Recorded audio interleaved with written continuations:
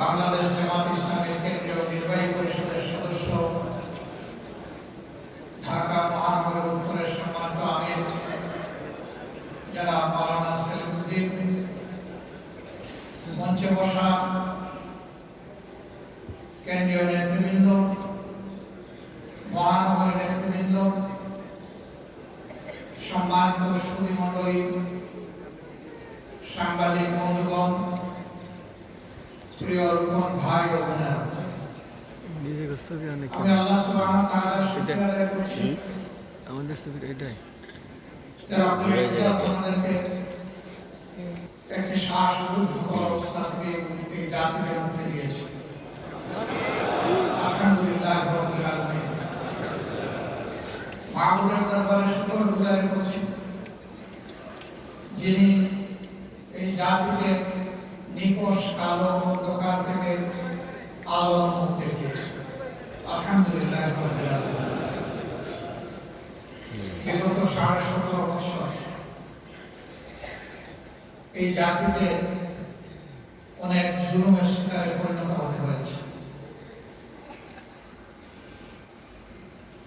মুসলিমেও কিছু দুর্বৃত্ত ছাড়া 18 কোটি মানুষের সকলেই মুসলিম ছিল।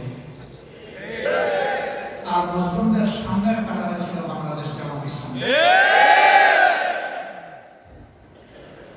2006 সালে 28 অক্টোবর লগি বইটার তাণ্ডব চালিয়ে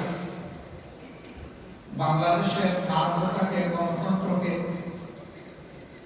এবং বাংলাদেশের জনগণের ইচ্ছা এবং আকাঙ্ক্ষাকে জবাই করা হয়েছে।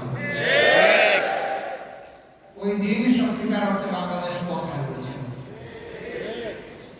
দীর্ঘ 17.5 বছর বহু ত্যাগ এবং তিতিক্ষা স্বীকার করে 2024 সালের 5ই আগস্ট আবার নিজেদের আপন পথ ফিরে পেয়েছে। আল্লাহ তাআলার দরবারে আবার শুকরগুজারি করছি।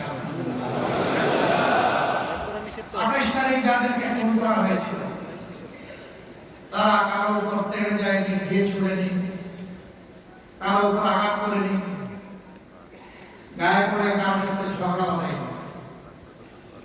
তাদের অপরাধ ছিল বাংলাদেশ জামাত ইসলামী আহত মহানগরের উদ্যোগে আয়োজিত একটি জনসভায় তারা যোগদান করতে এসেছিল।